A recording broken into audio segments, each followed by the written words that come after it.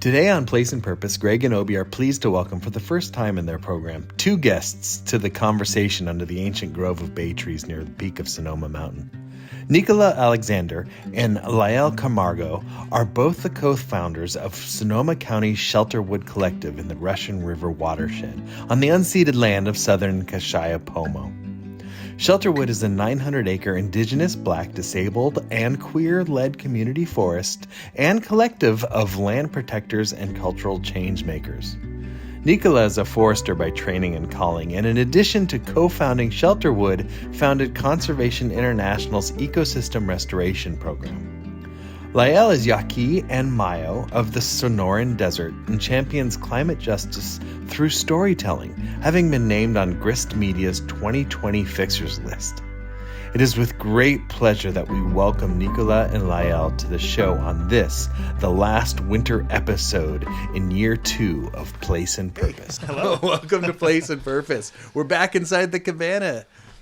I think we could have missed the rain, but we're being cautious. Well, now that we set up inside, it's not going to rain anymore. It was really pouring when I left Oakland. Hey, but we're here with 2 friends, Lael and Nico. Thank you so much for joining us this morning. Thank you so much for having us. All right. I'm honored to have you up here on the mountain, so it's really a good thing. We're honored to spend some time with you. Yeah, it's a real pleasure. The red-tailed hawk is singing outside. I wonder if you can pick it up. All the birds, the big birds are getting ready to mate. They're mating, they're courting, so you're going to hear them screaming. The buzzards have picked their nest out up here, so they're all been very active because this is courting season. In about 3 weeks or a month, they'll settle into the nest. Have you seen the buzzard nest? Oh yes. What kind of tree do they nest in? It's in the oldest bay on the property. That's so old and split in the middle. And I'm so glad they've come back this year. There was some construction up here last year, and they always check out their nests first, and then they take some time. But the bay tree is such that it's split, and it's got, I guess, stairs inside because they go in up, and it allows the babies to go down and come out the bottom and then go back up. So, I mean, they've got a penthouse and different things. They got levels. But, the interesting thing, though, the wonderful thing about the buzzards is their community. They live in a family of 6 to 10 or 12, and only one out of that bunch will lay the eggs, and only usually 2 eggs. They don't build any nests. They lay them on a hard surface, whatever. But they all take turns sitting on them and raising the young. That is so wonderful.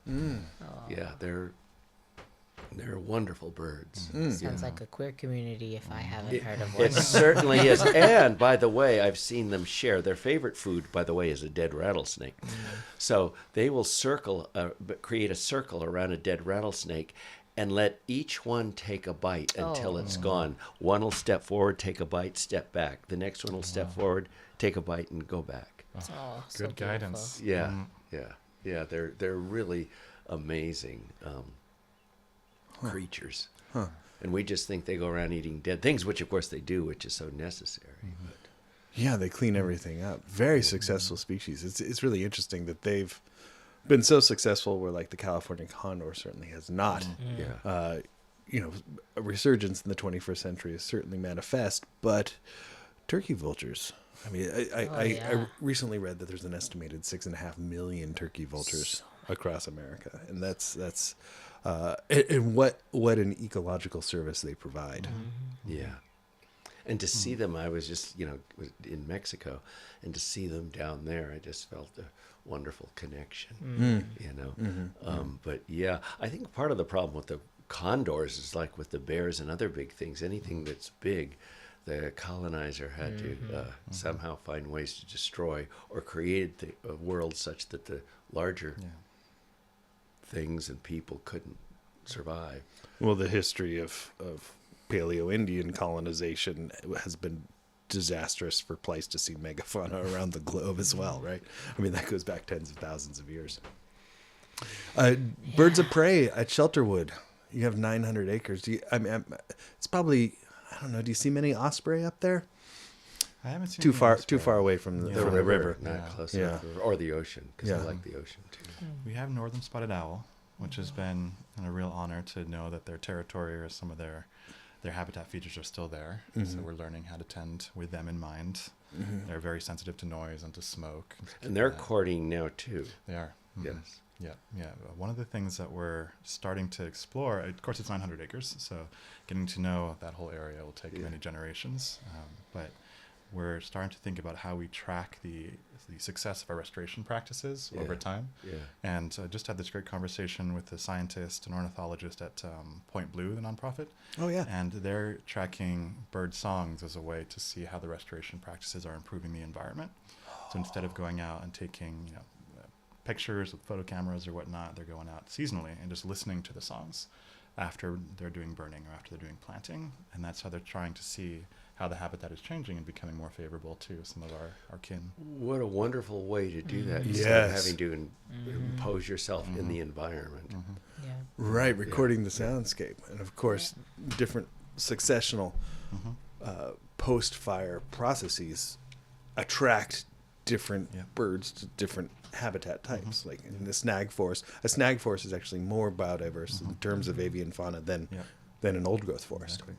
For sure, that's wonderful. But to have like that, I know up there on Shelterwood's 900 acres, you've got, like you were describing, like a mixed ecology of recovering second growth and like some oak woodland in there too, huh? Yeah. How has sudden oak death been on the property? It's present. I think it's wrought as much damage as it can. At this point, a lot of the tan oak has The tan oak, died. which are our principal acorn. That was our best acorn tree for acorn food, mush. That was our preferred food. And there are a few trees left through there. How are you doing? Do you have any left on that you can see on the property or Of tan oak? Yeah. Yeah, there are a few, but many of them are gone. Yeah. Or have Even died the already. young ones you see dying. They Yeah, we see more of like the old, slightly teenager ones. And those are the ones that have been kind of thriving. The older ones haven't stayed. The young ones are struggling. Well, before we get into like really what the vision of Shelterwood is, I'd really love to hear your story. Like you're a forester, Nico, from New York, is that right? That's where I started learning kind of my more Western practices. Yeah. Oh, okay. Yeah. How did you make it to California, and what has that experience been like? I mean, the trees are a lot different over here than they are. They are different and familiar at the same time. I'm just saying. I like to say that I was raised by the deserts of New Mexico and the Mediterranean forests of southern France. It's kind of where I grew up, so between those two places. Okay. And I grew up in a very isolated rural village. I jokingly say 3,000 sheep and 300 people. It was a very homophobic, very racist place to be. And so I spent a lot of my time with the land, with the forests. And so that's where I started getting my practice of understanding the land and letting the land care for me and thinking about how I can reciprocate that care and attention to the land itself. And then as I was trying to figure out what to do with life, I got introduced to forestry and explored that as like a professional career path. And we'll probably get into the story of how Lila and I met, but one thing led to another, and California called to me socially and also called to me because of the Mediterranean climate and the familiarity that I felt in my body with a lot of those oak trees, as we were saying earlier, that had taken care of me when I was growing up in France. And how long have you been in California? For 4 years now. I came back when we officially launched Shelterwood. I was working in DC at the time for a larger conservation organization, and we're already getting into the Shelterwood story. But when Was that just before lockdown? That was just before lockdown. Oh, okay. Yeah, lockdown Months was one of the things that before. catalyzed our leap toward Shelterwood. Is that when you moved out there? So you were in isolation? I was in isolation in DC. Oh, I and see. then I moved out to Oakland when we got our first grant. Okay. All right. And how we had a very nice discussion before this conversation about the intersection of ecology and humanity, and about how in California it's sort of a running theme through my books that nature and wilderness never really existed in California. No. This is purely colonial invention. Yeah. This is something that Greg and I talk a lot about. This goes way back. So people and ecology are one and the same. The human and the more than human world. Yeah. And so your background is not in ecology and No. whatnot. Well, I say not at all, but even in saying She's not alive. at all. She's breathing. Exactly. Yes. And sorry, Yeah. I interrupted you. No, Moses. no, I no, felt no, very no, passionate about No, that. of course, of course. Well, the cultural strategy that I've heard you use to describe your vocation. Yeah.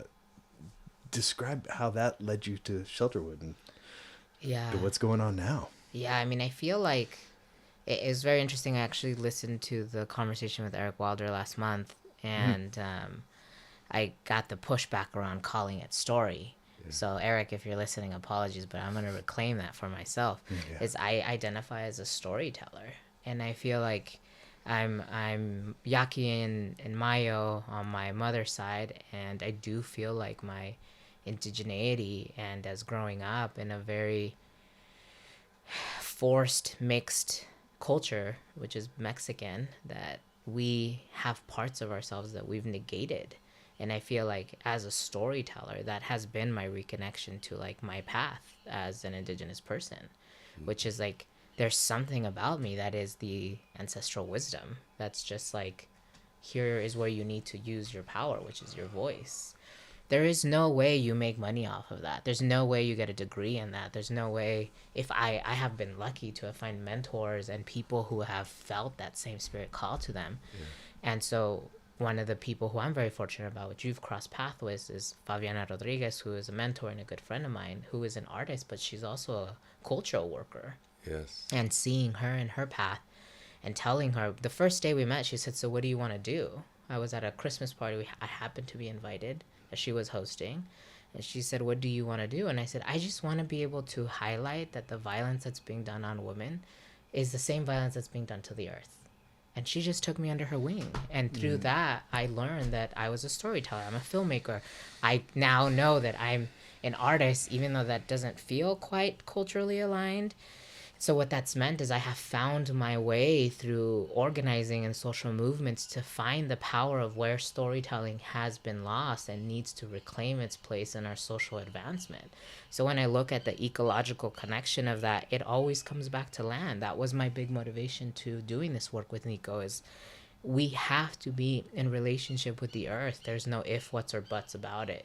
Doesn't matter whether you are generationally lost from your lineage or you're the most connected that anybody in this planet has ever been. We come from the soil. There's no negating that. And so as a storyteller, as someone who is trying to practice rightful relations and advance the new generation of what that return needs to look like, there is no ecology. There is no separation. We are part of that. And some of my good friends at the Occidental Arts and Ecology Center say humans are a keystone species. And until we can see ourselves as that again, we will continue to be lost to the point of our own demise. So I feel like as a cultural strategist, my strategy is to get us back to the earth. The avenue and the vehicles of which I do that, they vary. Right now, it's Shelterwood. In the past, it's been film. Before that, it's been a loss of many different crafts that I tried to pick up and put down. But I would say overall, cultural workers, they are real. They are traditional practices. And I would even say that as a transgender queer person, like that often has fallen the burden on us. The Two Spirits have always had a very strong role in our villages. And there is no cultural preservation where Two Spirit has not been at the center and the shepherd of. So I feel like this body that I have and the way that I have navigated it through capitalistic and economic necessity, that is what I'm trying to reclaim and pave a way for the next generation, is the Two Spirits really do need to understand that they do hold some of these cultural responsibilities. And that was also a catalyst and bonding moment for us. It's like, as queer people, y'all, we've been here. You need to listen to us, because there's a way that we tap into spirit that feminine and masculinity cannot. So, yeah.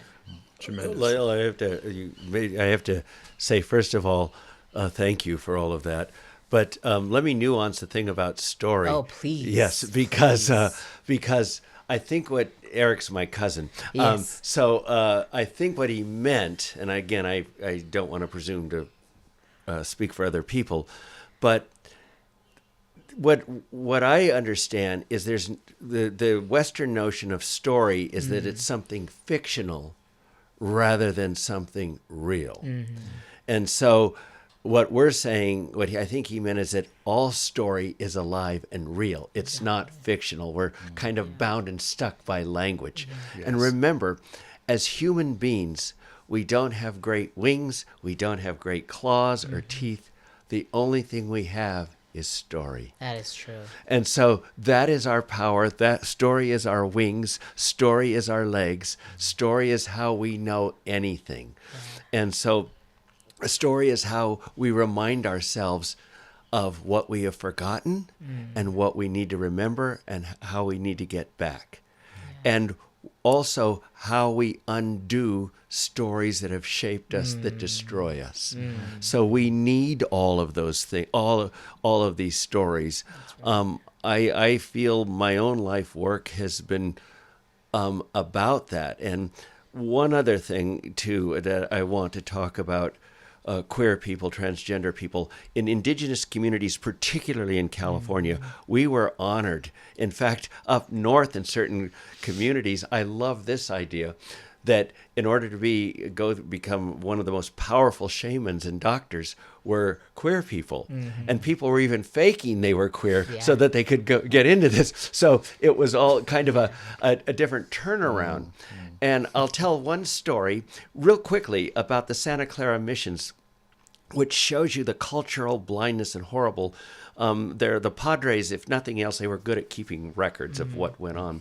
And they saw two men go into a hut, and they didn't come out for a while, so he went to see what they were doing, and they were in there making love. And the punishment was always to hang the neophytes by the fingers if they were doing something wrong. And so he got his army, the Spanish army folks, to come and string these guys up by their fingers. And the one who could speak a little Spanish said, "But he's my mate. I'm married." In other words, we thought it was bad if you cheat or steal somebody's mate, not about the gender issue, right? And then, so of course, that didn't help him. But that same padre the next day saw he was watching the women bathe, and he saw as they came out of the Santa Clara River, one had male genitalia, and he hung her by her or their fingers. And his reason was they were dressing up as a woman in order to watch women naked. Wow. I mean, colonizing minds. Right. Yeah. Thanks for clarifying that. I feel like it's been through native storytelling of the small ways that we've been able to hold on to that's been so liberating for me as an individual. So, in joking fashion, I was at a gathering with Blackfeet, Two Spirits, and they also started just joking around traditionally how, like, if a baby wanted their name, they had to go sexually perform in front of the Two Spirits so that the Two Spirits could find the essence of the child. And the hijra in India, there was no cultural practice that could happen unless the hijra was there, which was the third gender. And in Oaxaca now, post 1960s, 1970s, there's the Mushe, which is like the Mushe has its own ceremonies, its own parades now that are culturally celebrated. And so in this time when there's so much laws against our bodies for women and trans people, it's just so mind-boggling how the Western mind has made so much criminality over such natural things. So that just similar to what you were saying. Well, nation states have been dependent on conformity and war. Yep. And for conformity and war in nation states, you need a division of the sexes in order to have power or colonize another. So all of that kind of thing is necessary for a nation state to have power and exist. And that is antithetical to a communal world, a we world versus an us-them world. Very good. Very good. Yeah, I think politically the word story can be used in opposition to the word argument. The tool that really changes minds, I posit, is not a better argument, but a better story. What you just so movingly told there, Greg, is a story that must be told. And I think what we're doing here collectively around this little table is telling the we're not conspiring and to some sort of ideological argument here, right? Not at all. And I think that is going to perhaps be a narrative of culture making in a post-carbon world, and gosh, it certainly is coming to a head everywhere now. Yeah. Yes. Go ahead. Okay, well, I just to acknowledge, but your intro there, and like how curious I am with my questions and my sort of like ignorance, being a person of a particular gender disposition, a particular racial makeup, a particular economic posture, even a particular geographic history, right? Always learning to be more from this place. I have very little experience with the embodiment of so many of these stories where I can't imagine like the queer space on the land for me is a very fascinating idea. Like, how do I safe on the land, safe in my body from these forces without, from these patriarchal, we were talking about padres. I mean, the word is the same there, that colonizing force of such deleterious power that I am not safe anywhere, including inside of me, which is something, I'd like to offer that as maybe a preamble for the shelterwood vision. But I think, Obi, that's endemic in all of us. I mean, as a consequence of colonization. Perhaps if you're queer and into the environment and things like that, or different as you were alone as a child. Remember, all shamans and people had to be alone because you're separated. And that separation creates a kind of fear. And especially when there's the political things. And it's something that everybody has. Some of us, because of our circumstances in a particular history, are positioned to feel it and be it more than others. But all of us are until all of us aren't. Very good. That's right.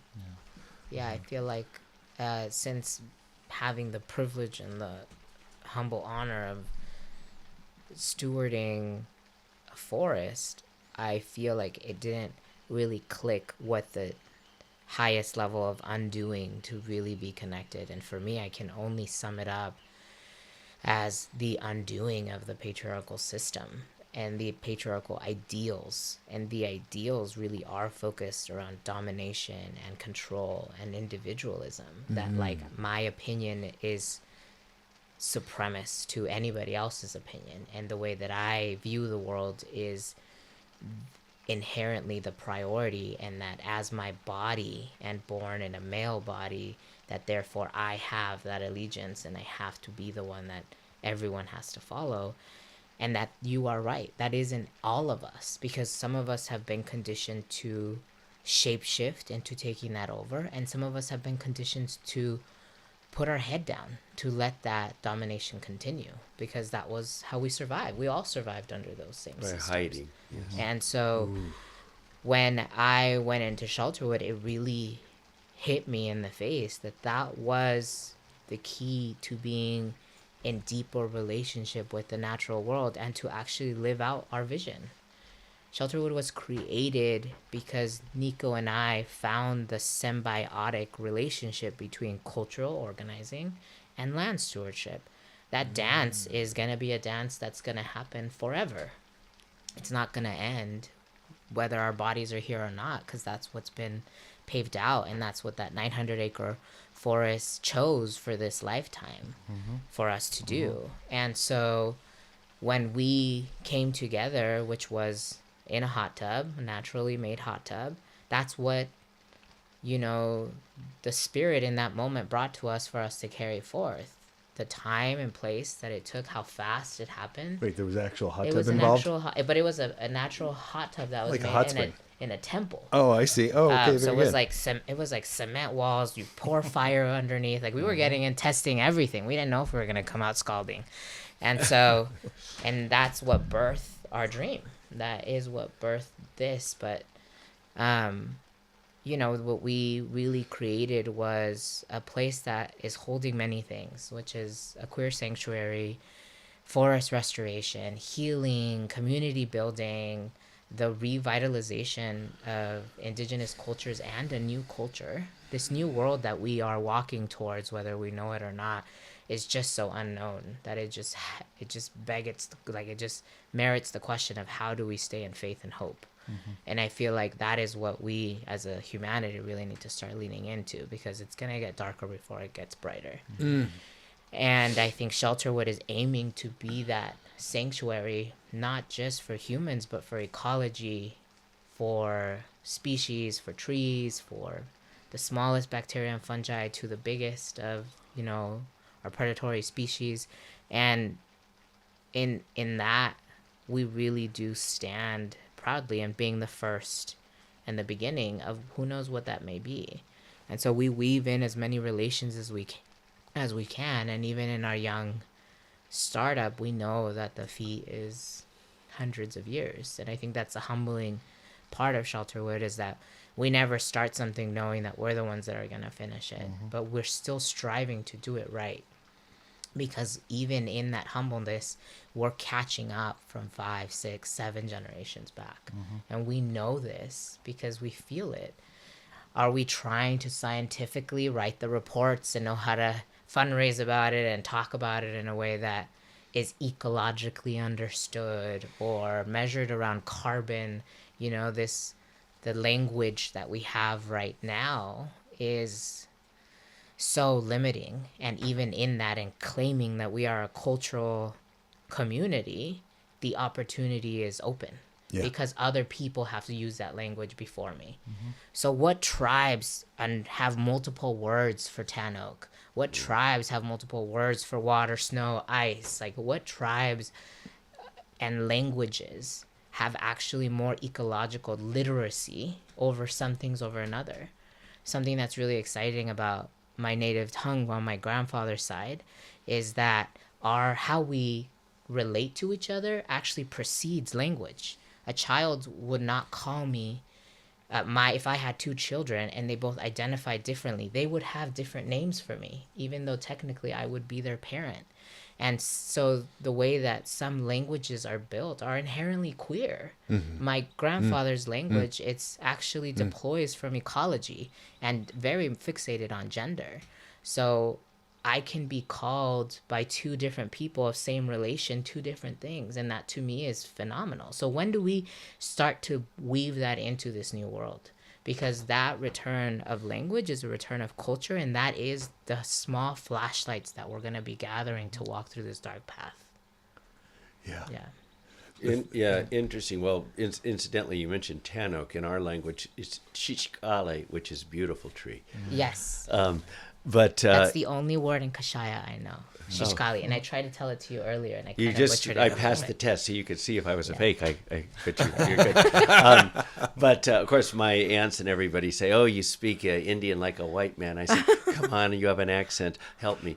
But the Pomo, where you are situated, that language there is an action-oriented language. The verb is the salient feature of the language. English and Spanish, for instance, are all subject-oriented. The subject is the main thing, but everything is affixed or prefixed to the verb in Kashai, in Pomo. Wow. Yeah. So beautiful. That's what we need. Yeah. It's just more of what we need. Yeah. So I would say running. They came to the store running. They came running. They came to see John. Wow. Yeah. So it's always a very much an action-oriented language. That's so beautiful. That removal from the encapsulation of the entity towards the process, I think, is in line with a new quality of ecology on the land that gets us away from even the commodification of the thing called timber. There's a vocabulary word that a tree becomes in a commodified community, Yeah, right? yeah. Right, where this is the product as opposed to the It's action like of saying becoming. meat. It's like saying meat. Yeah. Yes. Yeah. What I think one of those things that emphasizes is that it's the relationship to the entity that matters more than the entity itself, right? And that those relationships differ from person to person, from community to community, even between the different entities that we're in relationship with. And that is a big, big shift in the conservation space. We're not managing something, we're stewarding it, we're in relationship with it. And to Lael's point, that's why the land stewardship and the cultural organizing have to be the same thing. That's people that have been systematically removed from place, removed from a relationship to self and to place and to the different relationships that are there. We can't just manage land. We have to rebuild and reconnect with those relationships and with ourselves in order to actually care for place and for ourselves in a meaningful way, and in a way that will get us through all the challenges that are coming. Yeah, the getting darker before it's going to get lighter, as if there's so much baked in to the recipe already, especially in the atmosphere. Yeah. You know. Can I share something on Please. that? There's this poet who I'm slowly building a friendship with. Her name is Valerie Kaur, and she has this beautiful poetry piece about how right now it really feels like we're headed to a dark place. We're in the middle of a mass genocide. There's a lot of things happening that are falling apart ecologically that we're witnessing, these horrible storms we just had in the last couple of years. And then there are some bright points. But the reality is that for many of us that don't have the privilege or to be able to ground in our ancestral lineage, which that is a blessing, to be able to ground in ancestral lineage. As you mentioned, you're still learning how to be here. And for a lot of Black people, especially descendants of formerly enslaved people, that is what they are navigating in this generation now that consciousness has been able to come up. Valerie Kaur talks about, what if this darkness is us about to be born? What if we're moving through the womb? What if this darkness is us moving through the birth canal? And I like that positionality that she brings in and through her wisdom and her horse storytelling, because what if that is what is necessary? What if there has to be some losses? What if things have to be shedded to let it go? The birthing process is a very tragic, traumatic process for the baby and the birthing parent. And so if we think of ourselves as really being in the womb right now, that we have to push and we have to push forth in order to make this new world possible, and that these struggles are necessary in order for us to advance that pushing. And she really does communicate that through her poetry piece. Yeah. Oh, that's so exciting. I have, you've heard me say this before, a couple things about that. And I think one of the dangers, and this is again of Western culture, is we're always thinking ahead, preoccupied with what's going to come next. And rather than being here now. And the centering and the healing is, first of all, being here now so that we can be responsible for all that is around us and that we're living in here now. But I also like to go back to what Gregory Bateson said years ago, and that is, and I used to tell my students this because they'd get all depressed and say, well, it's all going to go, it's all depressing. And I always would say, listen, if we're all lemmings going over a cliff, we still have two choices. One, we can walk with all of them and drop off, or two, we can scream as we go and say, there's another way. And as I always like to say, and I'm going to use the double entendre here, all of my friends are screamers. Scream. Yeah. So, but so many people, and a lot of the ecologists, and so they're all planning for this or planning for that. And again, that is that Western kind of not being here that keeps plaguing. And until you're here now, you don't know what you're responsible for or doing right here now. That's right. So, and I just want to go back to something you said, Lael, about your place, Shelterwood. Before anything really significant can happen and we can be well, we have to be safe. That's right. We have to be home. That's right. And so if there's a home or a safe place, I believe that grows and that's health. But until there's that, because from the story of the Israelites being removed and chosen and all of that, and that keeps one of those stories that has had such an effect for 3,000 years. We are unable to be safe or to be home. We're constantly wandering. The quest, I feel, the thing we have to do, all of us, is try to be home and safe. That's right. Yeah. And can I riff off of that? Riff all you I'm want. like, wait, I don't even know where this conversation is going, but I like where it's at. I'm glad I'm participating in it. Let's keep going. Is that the colonial project is in the mind, but it's also in the heart. Sure. You could be in the safest place that your life will ever experience and still not feel safe. Yeah. And that is why I am so grateful that mindfulness, that ceremonial practices, that people seeking their own ancestral wisdoms is becoming more understood in my generation. Because when I think about my mom's generation or even my grandmother's generation, I'm like, how did you cope? How did you take care of your heart?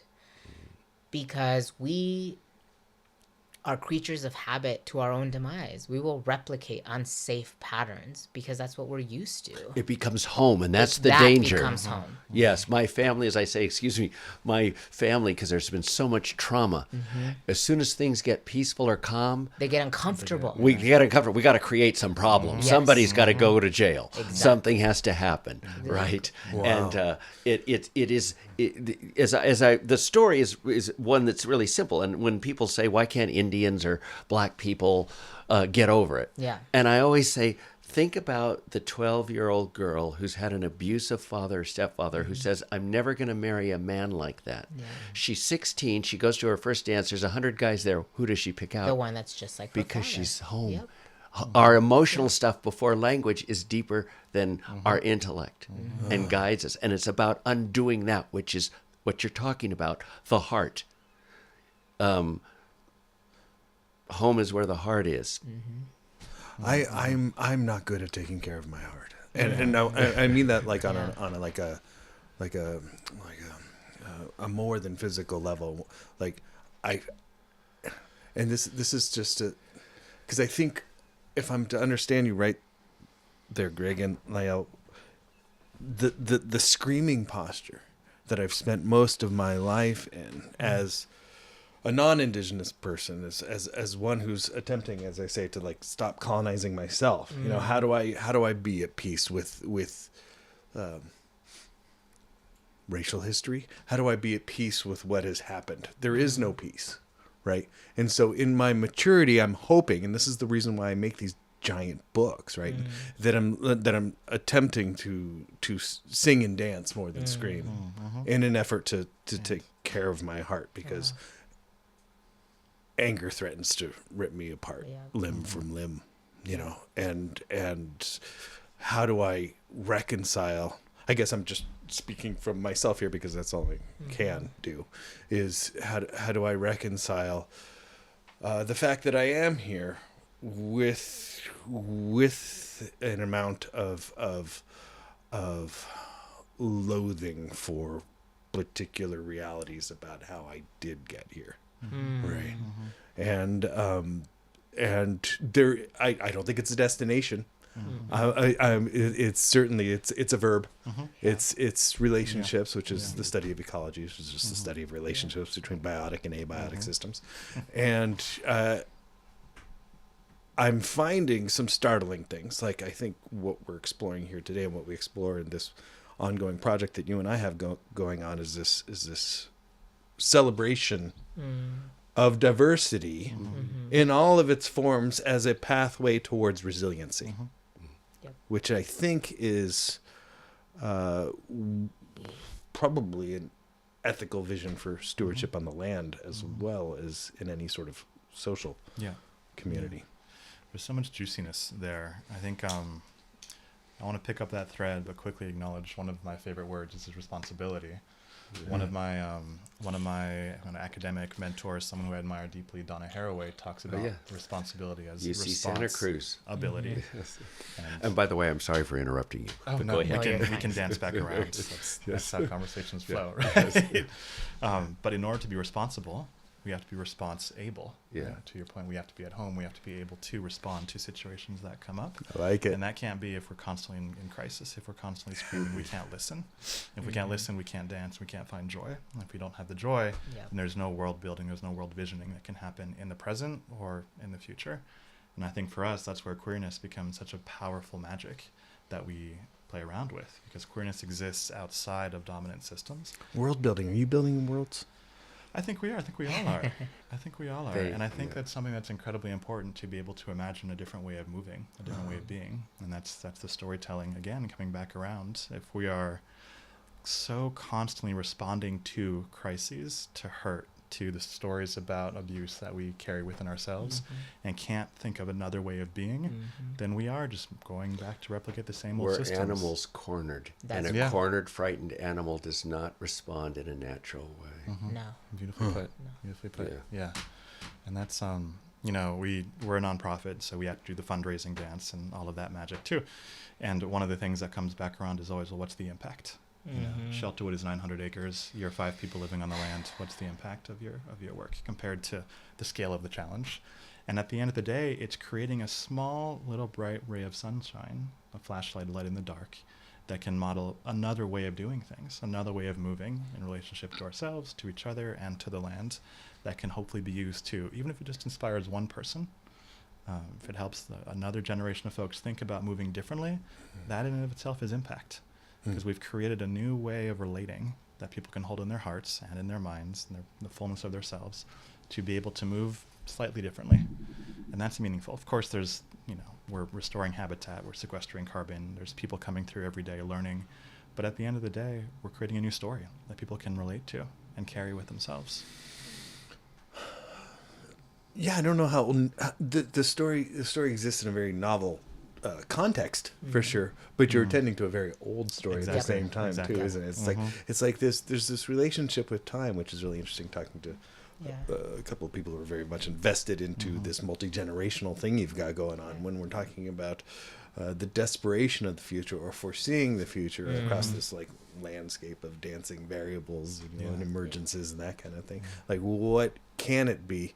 I tend to think of the future, as far as my book goes, is like a practitioner of yoga. It's like the drishti is the point on the floor that you focus on when you're going into one of these very difficult postures, right? And you're just focusing on that vision, regardless of all of the noise, right?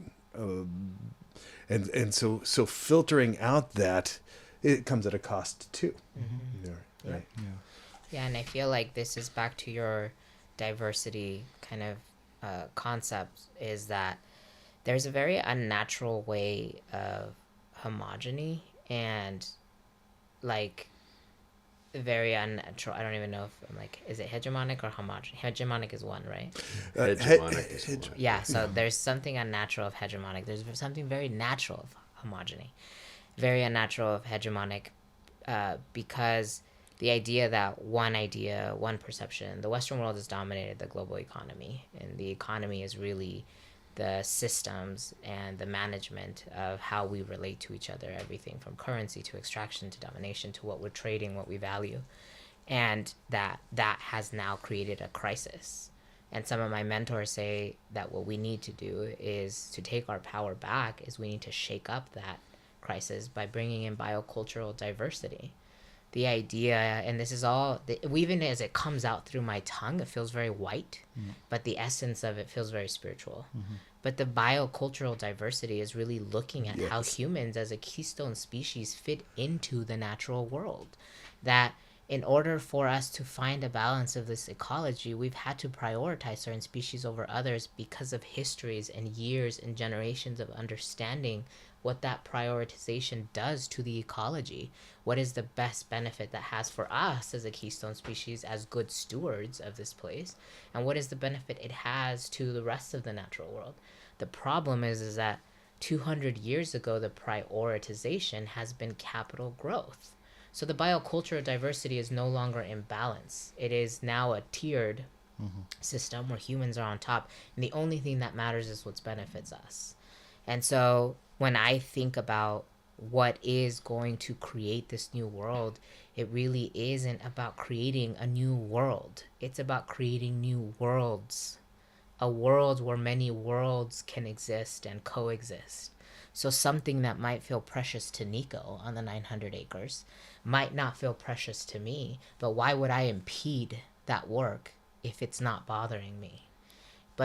And we lean a lot on disability justice because of many values, but I think at the core of it is that disability justice is really the acknowledgement that there are competing needs. At any given time, there are competing needs.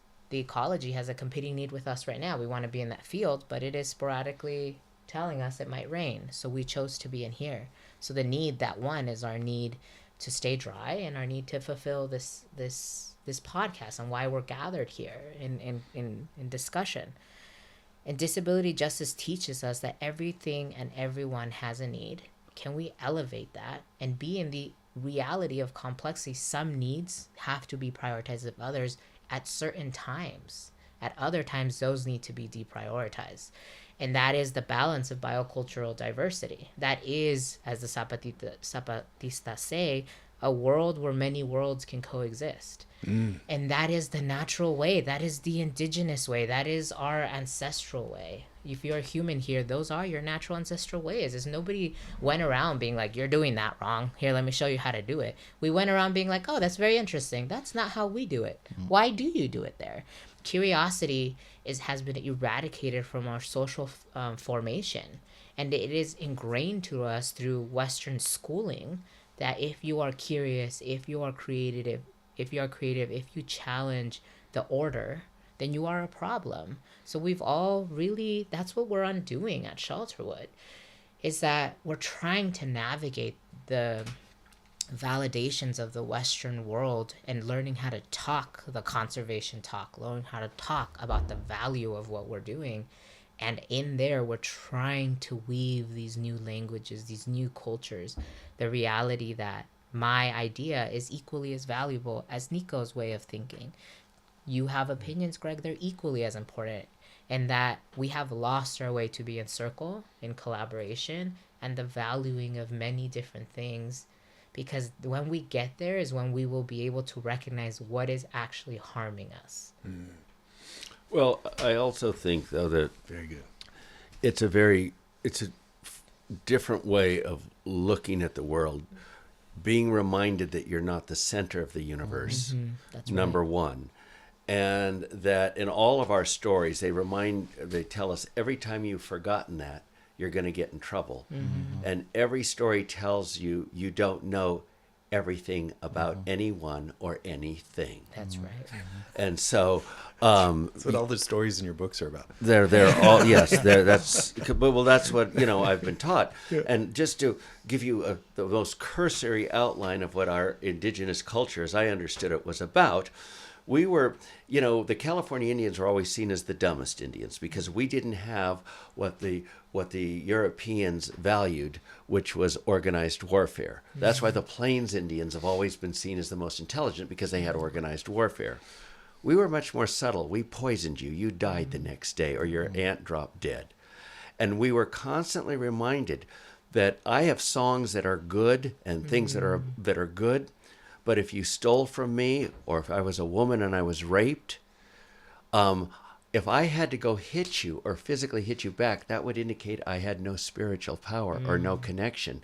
Physical warfare was seen as the lowest form of warfare. So you wouldn't do that.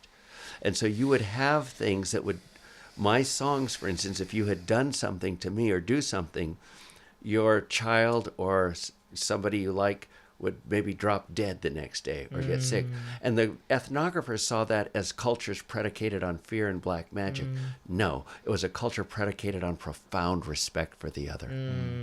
Knowing that that person had multiple spirits and things that you could never totally fathom. Yeah. Yep. And knowing that puts you in a position of humility and respect and responsibility. That's right. That is one thing I do very much love about the Kashaya, is that there, my now being a steward of those lands, that I have a responsibility to try to learn and honor as many of the cultural practices, that there is a way in which you clear your mind and you clear your spirit of dark thoughts in order to be in the presence, in order to be in deep connection. That to me is just a constant reminder, being on those 900 acres is, wow, like in order for me to really tap into what it takes for the stewardship to be successful in the ways that thousands of years made it so, I have to really understand how to be in that humble relationship of clearing that negativity, clearing any bad thought of anybody and anything, to stay in that light so that I can harness my energy directed towards the right places and the prayers towards the right locations for wherever we are deciding to move or deciding to stay, and your beautiful invitation to be more present. And that comes from ancestral wisdom that I'm fortunate enough for it to be bestowing on me. I will say the talk with you and your cousin was like very beautiful gifts. It was just like I was taking in a lot. It was something of for me because information. it brought us back to his grandmother, my grandmother's cousin, and Mabel, who gave me everything that I know. Yeah. Again, speaking of wisdom, these women had more knowledge and wisdom in their little finger than all the professors that I knew at Stanford. Yeah. And everything I know and what's valuable and what saved my life was what I saw. Experiencing Mabel and the doctoring and the things that I saw, experienced, reminded me that there's something bigger than me, something more than me out there that I could never fathom or understand, you know, and it created a perspective, let's say, that was very different and mitigated a lot of my anger growing up, a lot of my alienation, all of those kinds of things, and accepted me. Yeah. It's beautiful. You know. It's beautiful. And as I always think of Mabel said, she said, I never wanted to be an Indian doctor. She said, I wanted to drink wine and chase boys around the train station like the other Indian girls. Yeah. But she says I was cut out different. Yeah, that's a responsibility that I know we're venturing. I'm going to trust this journey, by the way. Venture on. Is that like, I think that is the responsibility that I feel, I think at times with Nico and our journey at Shelterwood, because we were cut a little different Yeah. to manifest this vision. Yeah. And that is very humbling. Yeah. And that we didn't make a nonprofit. Yeah. We didn't make a nonprofit. We're building a new world where many worlds hopefully can coexist. And that means that we're paving the way, and that there is a sense of responsibility and joy in that. But that the reason, it's such a, like, I could go into how I feel like this is a spiritual journey. The day that we got in that hot tub was the same day that the title got signed, but 3 years later for that 900 acre. The seeds and prayers that we put down when we made a offer to pay ransom on that land, there was not even 10% of what we needed to pay in the bank for that land to get liberated. This has been something that we have been chosen to do, and I think every single human here has been chosen to do something. The problem is that we are so lost by the colonial project that we are not even able to listen or feel what that power could be. And I hope that we are few from the next generation, that this experience is few felt in the next generation, because I do feel like our purpose is to exist and to take care of this beautiful planet, and what you make of that, that's your journey. We're making of it. And whatever you do here becomes the legacy of what continues. Exactly. Good, bad, Exactly. ugly, whatever you do here, this moment is, our existence here is very short. You know, it's a moment, but in that moment, whatever you do or don't do becomes the legacy that becomes part of eternity that follows. So what are you going to do? What, and yeah, I maybe like to have more fun. Mabel wanted to drink wine. But the other thing is I always think in terms of what Mabel said, the Spirit told her, if you don't do what and it's about surrendering the ego, by the way. That's right. It's, everybody saw like Carlos Castaneda and all that as empowering the self. No, it's about that's a Western way of thinking.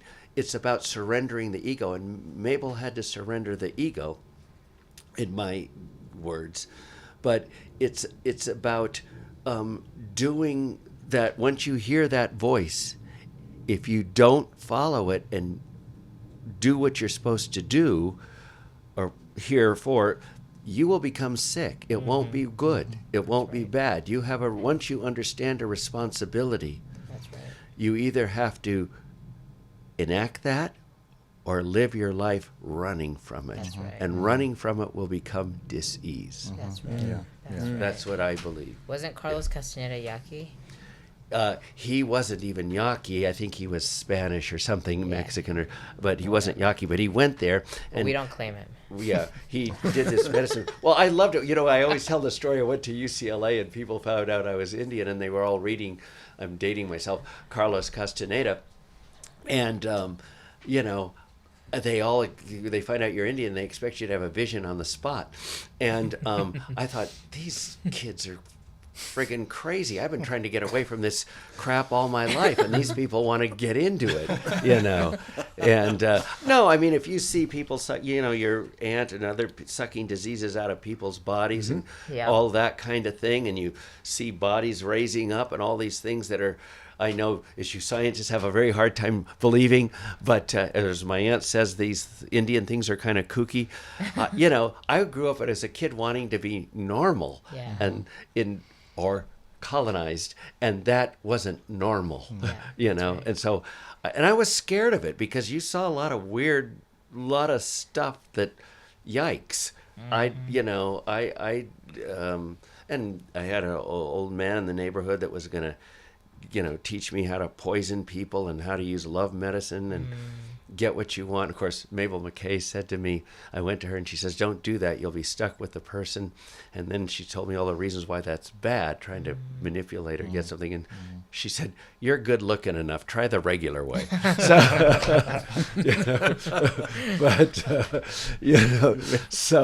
But I remember that, and it's formed me, and it's hexed me. I mean, I feel, as Mabel would say, you got fixed, Yeah. So, but it's so heartwarming for me, as I said to Nico, to have queer people and people of color doing this, because as one, I have felt very much alone. Yeah. And I found myself as a tribal leader, as a writer, as a regent, as a Smithsonian board, all this weird stuff. Yeah. But you're often alone.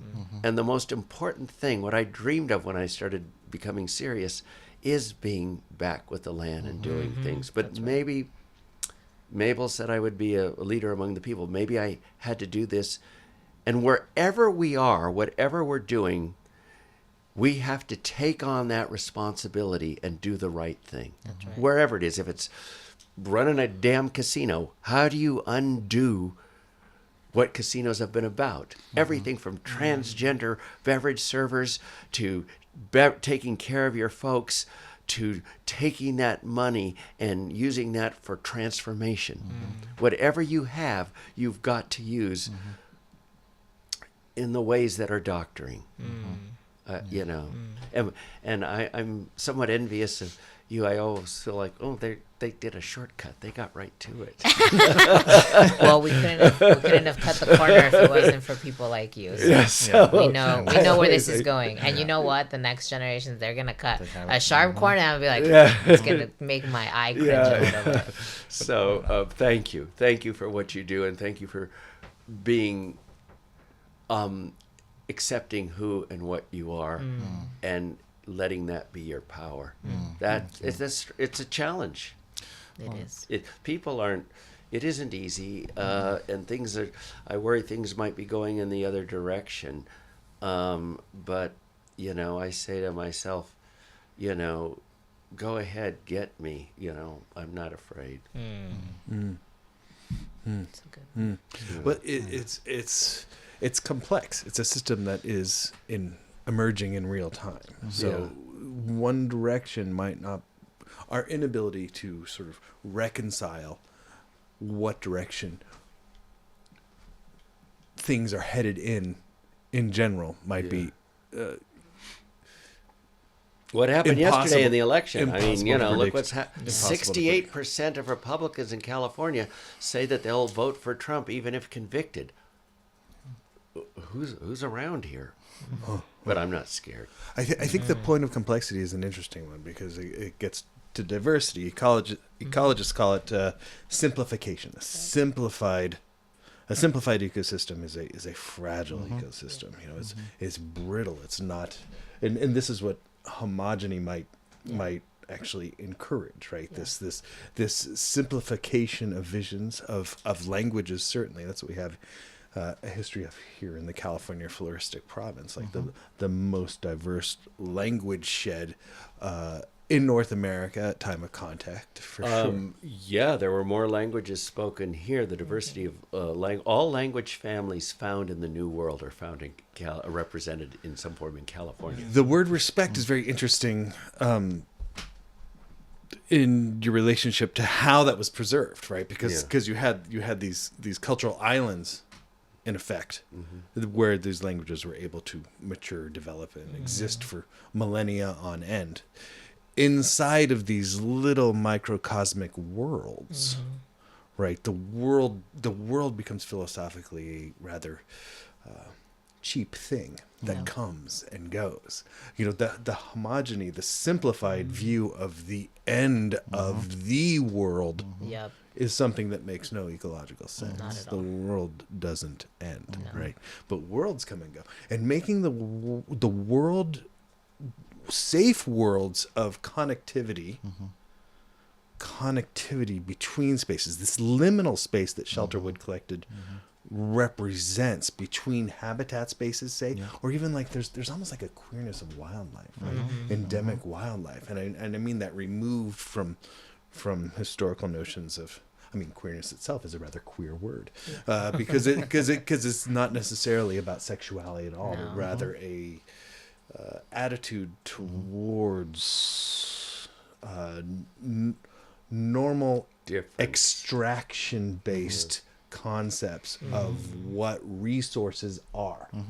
And so in a world of potentially infinite abundance, what are the connective paths towards maximizing diversity, which is something that's played out in space and in time. Right, and that's what we need more of. Regeneration. And I need more of it in my own heart, all the time. So, you've done this for a couple years now. Shelterwood Collective is one of a few actually safe queer spaces around Sonoma County at this point, right? I mean, we're talking about Earthseed, we're talking about Mugworts in Kernville, which itself has a long history of queerness or whatever. But it seems like it's so dramatic. These things that we're talking about. You were talking about Carlos Castaneda, and I can't help but like being of you two are of one generation. I'm a step up, and then Greg's a step up from there, I think. But Thank you, Obi. Well, acknowledging chronology with all respect, but I think of like the Back to the Land movement, which I'm sure You're heard. only as young or pretty as you feel. I'm into that. That's right. But this is much different than a Back to the Land movement. It's not even in the same historical space, really, which is a very interesting idea to me. As a guy who grew up on Gary Snyder, for example, which is I did too. for sure. And there's And Allen there's Ginsberg. there's lots of baby to preserve there with that bathwater, right? We don't want to throw it all out. There is a lot of, I think for example, the word wild that I have such a problem with because of its rightfully applied indigenous critique towards that word as being a wholly invented concept from colonizing forces, Euro-American colonizing forces. But if there was one thinker in California, more so than even Wallace Stegner, I think that Gary Snyder got the word wild, like pinpointing its spiritual core, that element of fecund chaos that is removed from stewardship and unavailable to us with our even in our most profoundly disturbing stories, like wild remains, Wildness. wildness. Well, we, again, as I've said multiple times on this show, Obi, as you're suggesting here, we had no concept of wildness.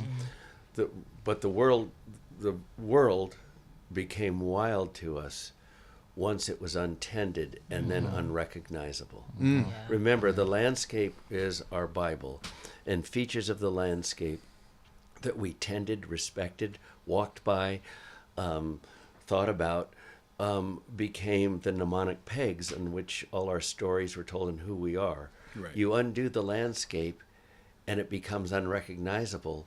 All of a sudden, we become like the invaders, strangers in our home place.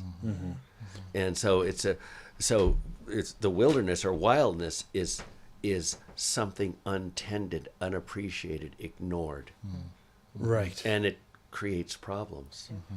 Right. It must exist in a larger vision of Gaia across deep time, right?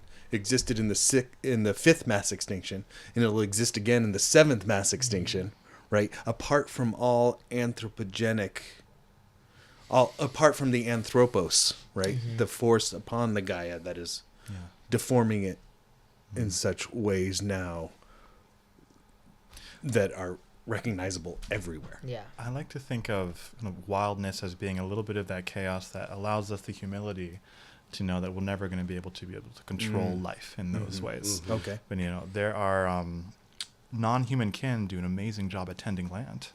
There are stories. There are actual. It's beautiful. A lot of indigenous elders in Australia were talking about how some of the birds there use fire to manage landscapes.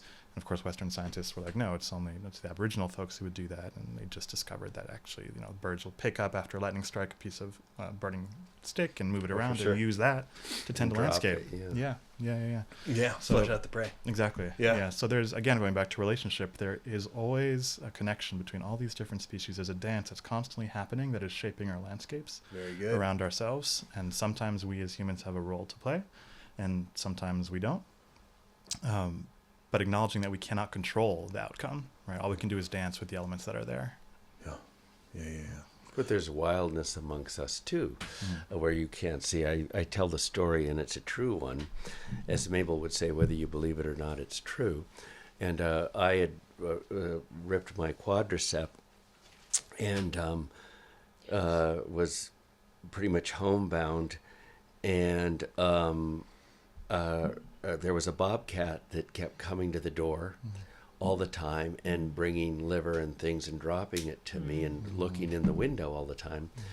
And I noticed, I knew this guy at the gym. It was a Mexican Indian guy. I didn't know him well. He was just walking around. And one night he followed me out to the car. And of course, my first thing was, okay, get ready to fight. Hold on your thing. He's going to jump you or rob you. I did all the stereotypical things. And he came up to me, and I was back in the gym. And I didn't see him much. And he said, I've been watching you and taking care of you, but you're better now. I won't be there anymore. So beautiful.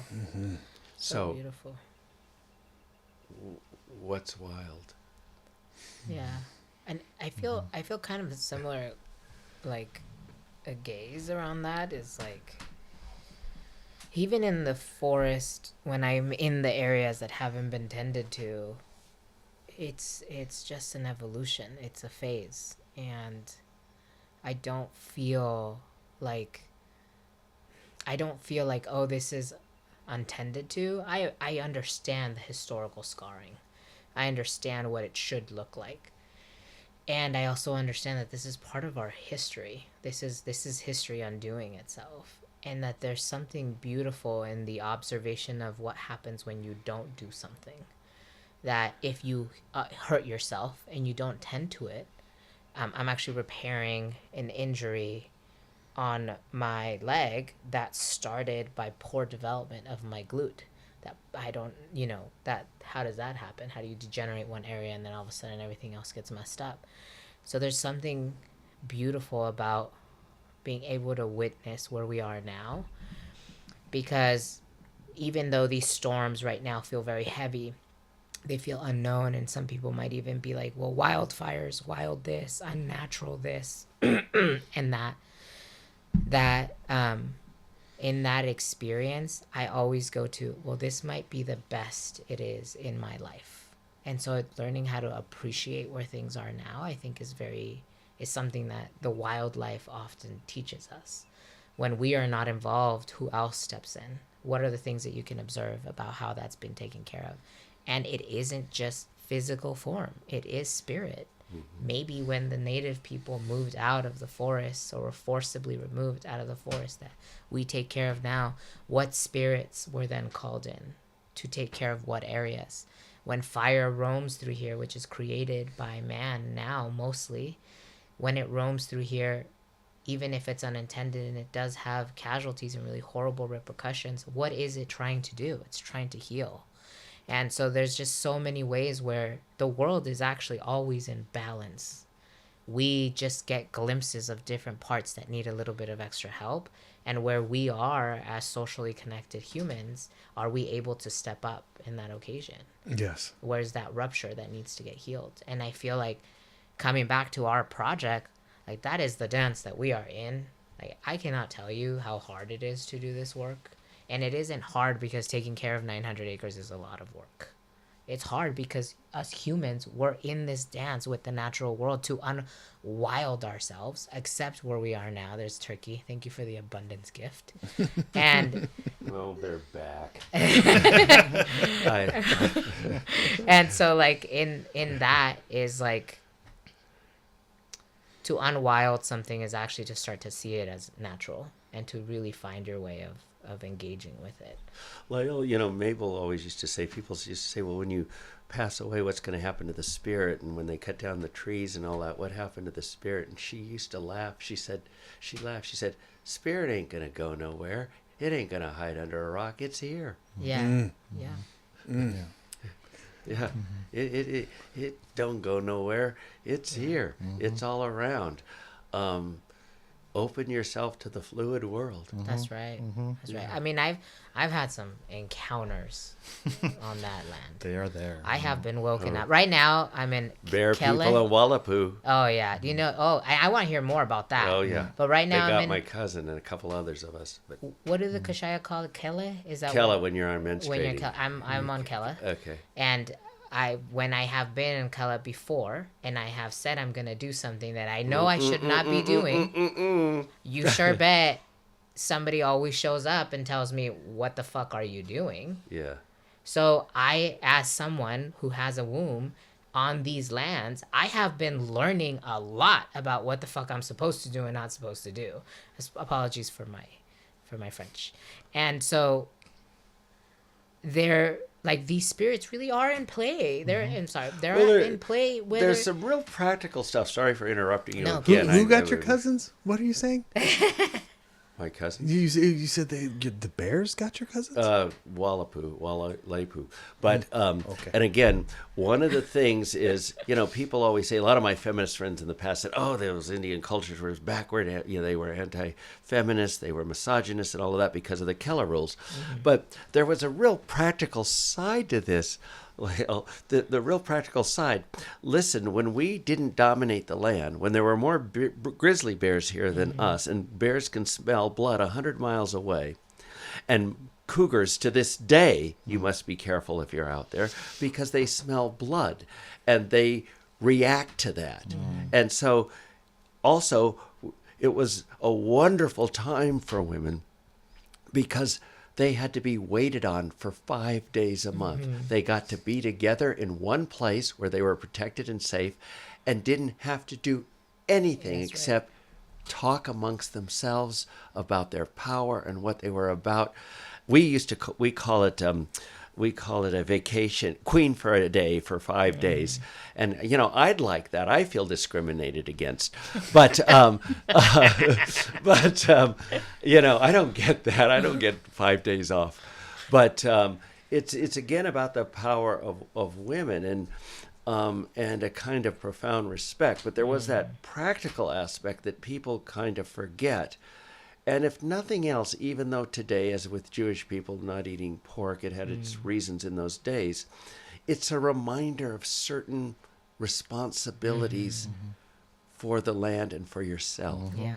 And I never saw it as, it was strange, and it was always hard to talk about except outside my cousins. Yeah. But and if things would go wrong or something kooky, we'd say, "Oh, she was Kella, and look what happened." Yeah, that's right. Well, I will say that you said those 5 days off. I think they're 5 days on, but in a different realm. Well And so- put. Because, Thank you. Because I very feel good. the most tugged when I am on Kela. It's like I feel like my mind wants to be somewhere else, my spirit is somewhere else, and somehow I still have to be functioning. And wouldn't it be great when if you I could just focus on that? and you know what? I will say we women, indigenous women, understood that. Yeah. And you didn't have to worry about anything. You didn't have to be discombobulated in any way. You had to just sit and focus and talk right. and remake yourself each time. And so you're absolutely right, because I think that's the other side of it, that it makes perfect, I hate to use this phrase, it makes perfect sense. Yeah. Yeah, and a lot of anthropologists impossibly now. hard. Yeah. A lot of anthropologists are right now speculating that the consciousness of humans, like us as evolutionary humans, in connection with the sun and the moon, that a lot of that came from womb-carrying humans that started to notice every 28 days when the moon is like this happens to my body. We And- call it your moon too. Yeah, That's and our we call language. it the moon. Yeah, and a yeah. lot of people do. Yeah. And so She's on her moon, we'll say. Yeah, and so the idea is that human consciousness actually couldn't even exist. The idea that we can do things, why we do things, why we harvest in particular moon cycles, if it wasn't for Kella, if it wasn't for the bleeding woman. And more anthropologists now are leaning into that social evolution as a way, I think, of decolonizing this patriarchal ideology of supremacy, domination, and control. Because at the end of it, what happens in those 28-day cycles is so reflective of what happens on this earth. It's just things come, things go, things die. Occasionally things They will be start over. birth. Yes. And that cycle, it's just like, y'all have no idea what it's like to live it. Yeah, if you study anthropology, there's two things that are ubiquitous among indigenous cultures. And it's the Kella among indigenous people. All indigenous people have practiced that. In fact, the Jewish tradition, they're still separating women of the Orthodox Jewish, but also incest. Both those things are ubiquitous laws among indigenous people across all over the world. I mean, those are the two of the things that are ubiquitous. Huh, that's Yeah, fascinating. yeah. I- Incest and the menstrual. Yeah, which I think that I would argue, if I had to argue, that what you just said is the reason why among indigenous people the Kella thing is ubiquitous. It's there, and the incest for obvious reasons. Yeah. I think that's interesting. The engenderization of work, maybe in distribution of work in a community based on really cosmological entities, right? Because I feel the sun inside of myself. I am drawn to workaholism. Wow. You know, I get up every morning before I can't, and this has to do with my care for my own heart too. I have no idea how to shut off. You know, I work every day, and this and and the voice of the sun, the rising face of God every morning, always the same, always ready to do the work. And that for me is the perspiration behind the inspiration. I guess there's a Mark Twain quote there somehow about how work gets done, right? It's mostly perspiration. And so attending to that is in service, I hope, of the cycle that we're speaking of. So as potentially toxic as that could be to my own physiology, right? I see it played out in phenomenological universe, and so I'm just going to use all of this energy until it gets burned up, and I guess that's my doom, right? There's a real clash of worlds happening at Shelterwood right now, where there is a journey to remembering that is happening, that is coming into maybe not conflict, but tension around what we've all been socialized and how we've all been socialized to move. And so this thing of, wanting to work, this thing of not being able to rest when our body requires it, it is something that we're trying to get away from, to relearn what it means to be in rightful relationship with land and with each other and with ourselves.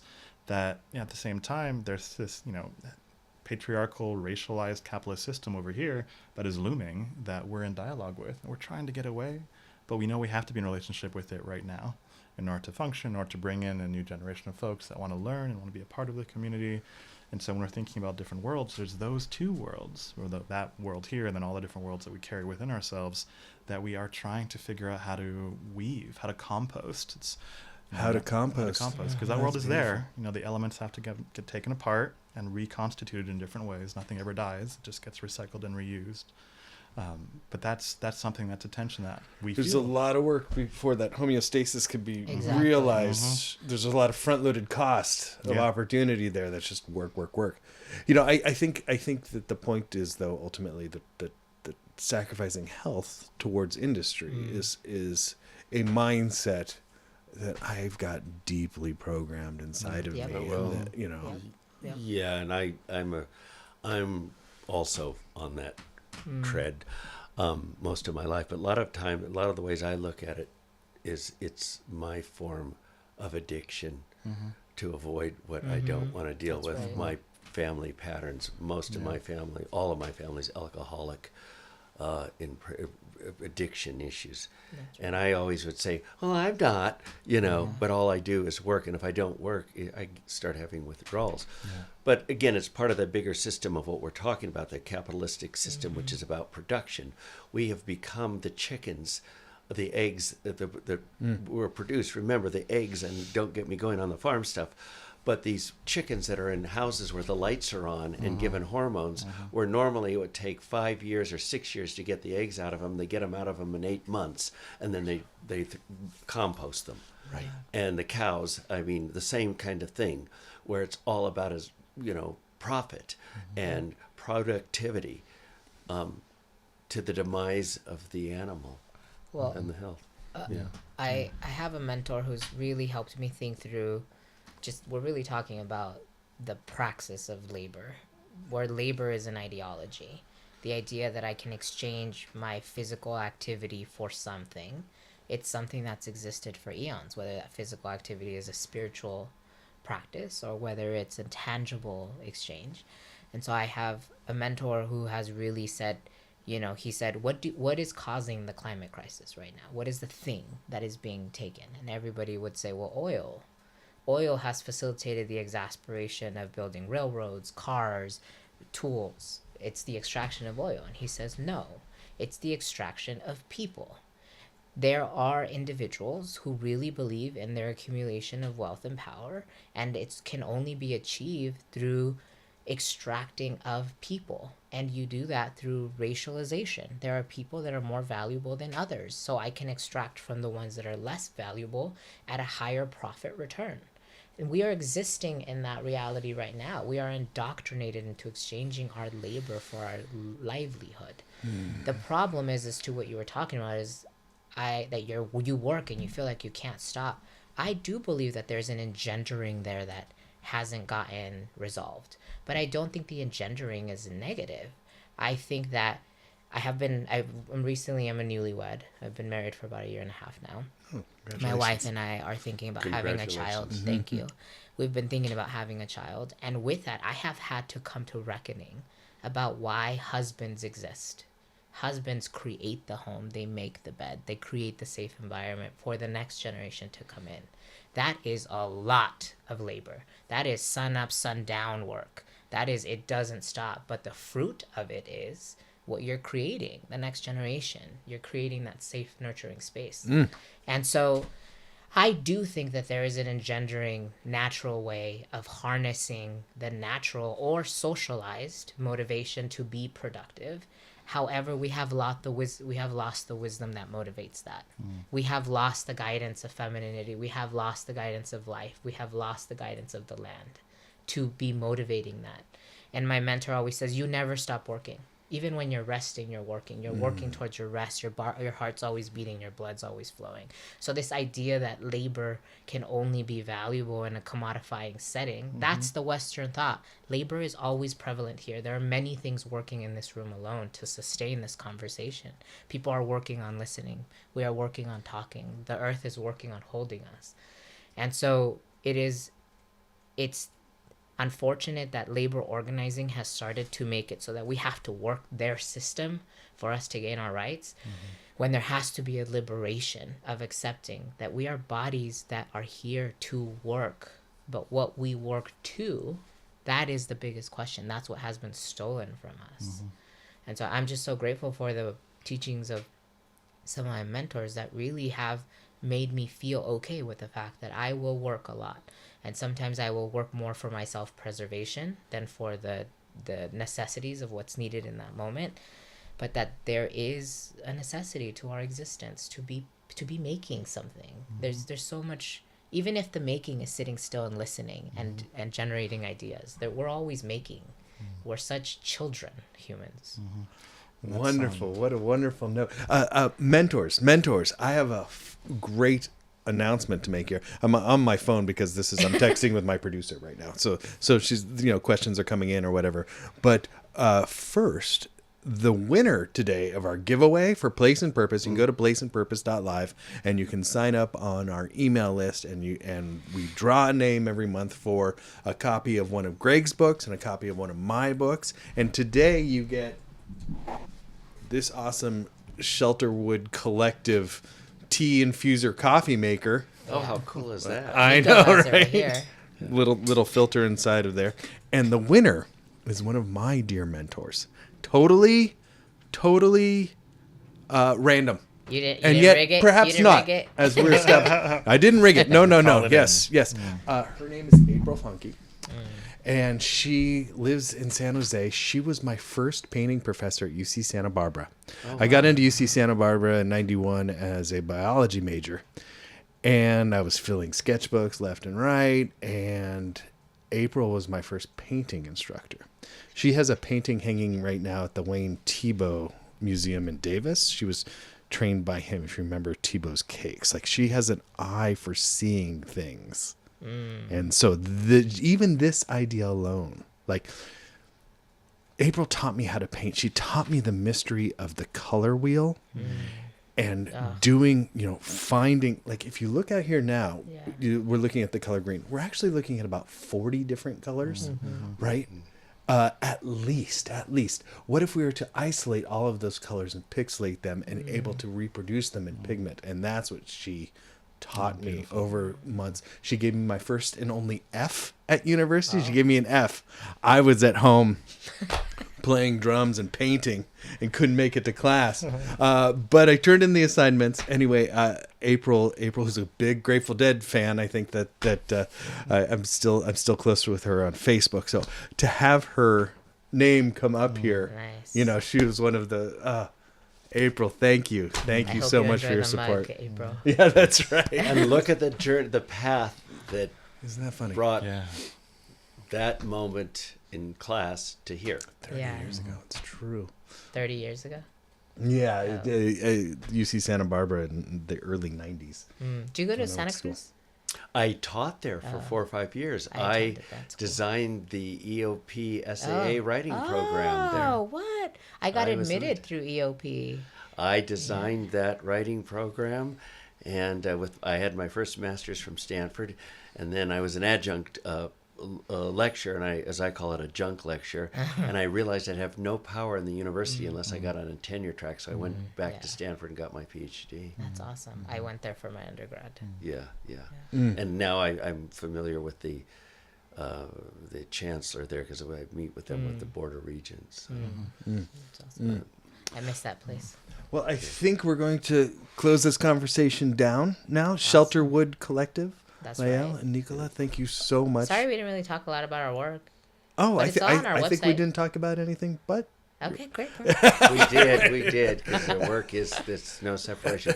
I'll tell you why it is work. I feel that this gathering of the four of us, it was medicine, and therefore the work was done and successful. Thank you. That's right. Thank you. Yeah. anything you would like to leave with. Shelterwoodcollective.org. Our Instagram. It's a helpful way of following us. Okay. And that's Shelterwood Collective, is that it? Shelterwood_collective. Okay, very good. Yeah, Very yeah. good. Okay, next month on Place and Purpose, it's going to be just you and me again, Greg. Oh, the poor people that have to listen. Are you kidding? I'm so excited to talk to you about what we're going to talk about. We're going to introduce your new book, which is... I think you folks would like, because there's stories from places, Yeah. and there's places, Bodega Bay and stuff. Nice. The Forgetter's Tales? Is that the official title? Just the Forgetters. The Forgetters. Which is the book where you talk about Essie and your aunt? Mabel McKay. Mabel Mabel McKay, Weaving the Dream. Okay. Yeah. Weaving the That's Dream. the one I want to get my hands Yes. If I had a copy here, I'd give it to you. Let me look in the house when I go in.